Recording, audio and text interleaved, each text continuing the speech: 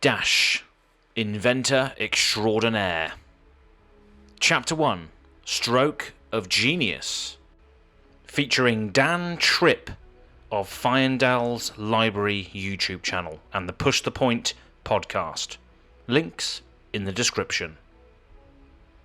Amidst the clamour of the marketplace, a woman pushed her way through the crowds, clutching a parcel to her chest. Her long brown hair was drawn back into a neat braid, several copper cogs flashing in the light as she ducked under a metalworker's load.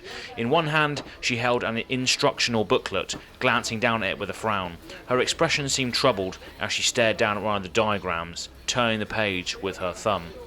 Devices, trinkets, one-of-a-kind inventions. Get your Steam Tech here. As a flow of the crowd shoved her out of the sides of the thoroughfare, she stumbled into a merchant's stall, drawing his attention. He reached out with one plump, gloved hand to steady her. Behind a single table adorned with a crudely painted sign, the merchant peered out from beneath his bushy eyebrows, curled lips, revealing a toothy grin. His entire head was covered by a mass of messy white hair and a giant hat, which looked like a saucepan. His figure obscured by layers upon layers of cloth, leather, and fur. You all right, lady? Look like you're having some trouble. Maybe one of these devices is just what you need. The woman looked down at the array of devices scattered across the table, each one formed from a mismatched metal, some with the remnants of labels or other logos still half etched into the surface. I'm fine, thanks. I don't need anything. You're a research assistant, right? He smiled, winking when the woman stared at him in surprise. I know one when I see one. What you got there? A focal plane, actually. Oh, for a laser device. When the woman nodded, he merely sighed in response, scratching at the thick edges of his long, shaggy beard. They don't make them like they used to. I wish you luck, lass. Sounds like you need it. What? She tilted her head, squinting. What do you mean? Oh, the lasers these days aren't nearly as powerful as they used to be. Nobody makes them like that anymore. When I was a lad, you could carve furniture with a laser. Now you'd be lucky to cut a centennial loaf. Of course, there's always the induction chamber. What's an induction chamber? The research assistant frowned, clutching the package tightly. Why would that help? Well, you see, it can give any device an extra boost of steam energy. No matter how new or old your steam laser is, an induction chamber will fix it right up. Have it running like the Giga Drill elevator at sunrise. He held up a large cylinder empathetically, clearing his throat. Why, simply the best investment for a discerning researcher such as yourself. I'll even lower the price. Just for you, this here device, a mere 15 credits. It's handmade, one of a kind, invented by yours truly. You won't find a better deal at the market than this. You made it? She looked the merchant up and down, frowning. Designed it from scratch and built it myself. There's nothing else like it. I'll even install it directly onto the focal plane. The woman looked back and forth between the induction chamber and the focal plane, biting her lip. Well, I've only got 6 Metrix credits. Deal. The merchant nodded, extending a hand across the table. When she placed the focal plane into his palm, he twirled it, raising it to the sky to peer through the lens. It spun back and forth between his hands as he produced a driver, seemingly out of nowhere, undoing the bolts and tossing them to one side. The woman watched him closely as he worked on the device, eyes darting from side to side as he struggled to keep up with his flashy motions.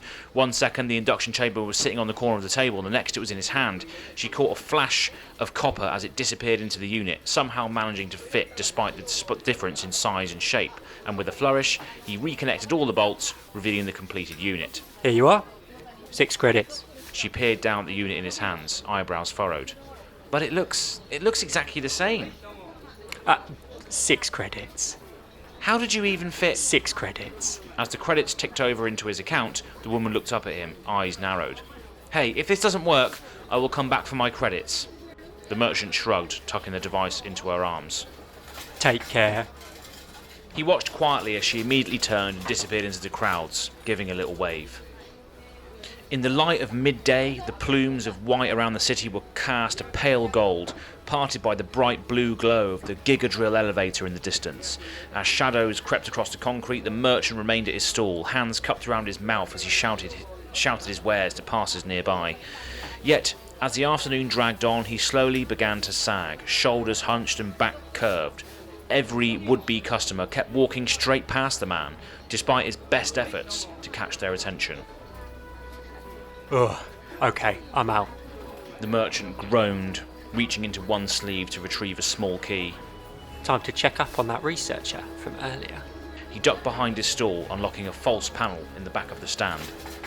Glancing from side to side, he pulled off his wig, revealing a head of bright copper hair. Removing several layers of clothing, the gleam of burnished metal flashed in the sun as the merchant stashed a disguise beneath the market stall. A petite, spry young girl stepped out of her platform shoes, a shower of freckles scattered across her face.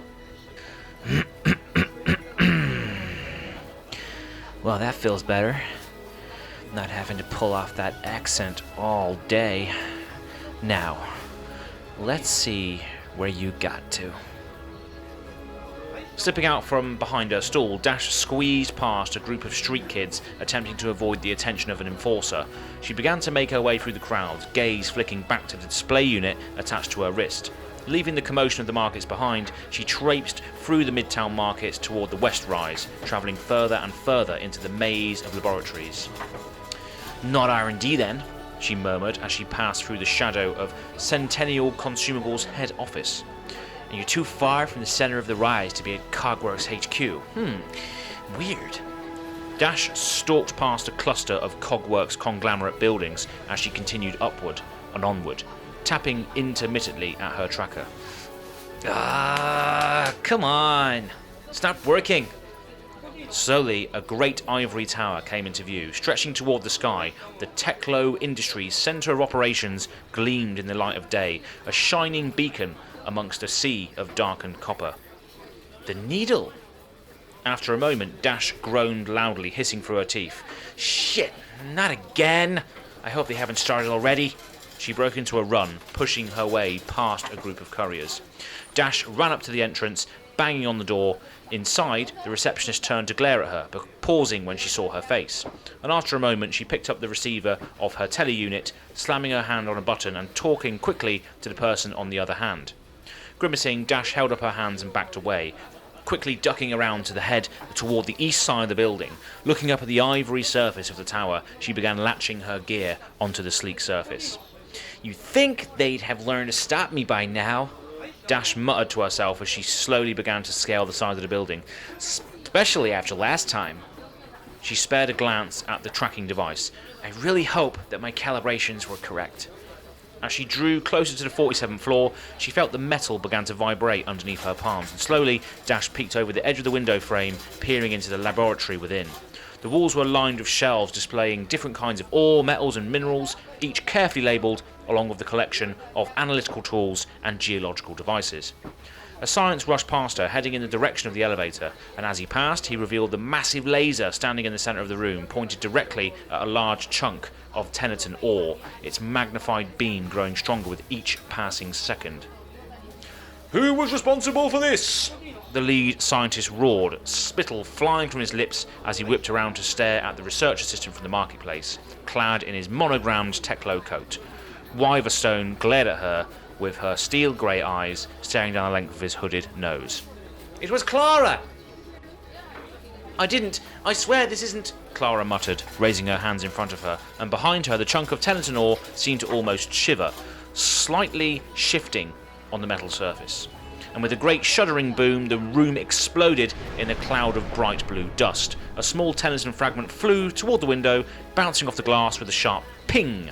Wyverstone stared blankly at his surroundings, face pale, one eye twitching. Every individual in the room looked down to find themselves coated in a layer of bright blue, almost completely concealing the clothing beneath. And for a moment, all was silent. Then a peal of laughter shattered across the tentative quiet. Oh my goodness, almost ridiculous. Oh, I'm covered in this bollocks. I'm absolutely covered in this shit. Blue is shot everywhere. And as one, the group of scientists turned toward the window, greeted with the sight of the small mechanologist's face placed up against the glass, and beneath the fine layer of bright blue, Wyverstone's face darkened, turning an unhealthy shade of purple. You! He withdrew a laser pistol from one of his drawers, raising it to fire at Dash. Throwing a hand over her mouth, she frantically shook her head. No, wait, hang on a second. I swear, it wasn't intentional this time. Wasn't intentional? Wyverstone roared, firing it in Dash's direction. Someone bring me that brat right now. Somebody call Thiro and tell her to control her daughter. No, actually, call the Iron Council. Bring me my phone this instant. Dash grimaced as the man continued raving, waving her finger sheepishly at the occupants of the room as she ducked out of view. Beginning to descend down the face of the needle, her feet touched the ground just as the doors burst open, revealing Wyverstone standing in the entranceway, several staff members standing just behind him, and turning on her heel, Dash made for the nearest aperture, ducking down into the city level below.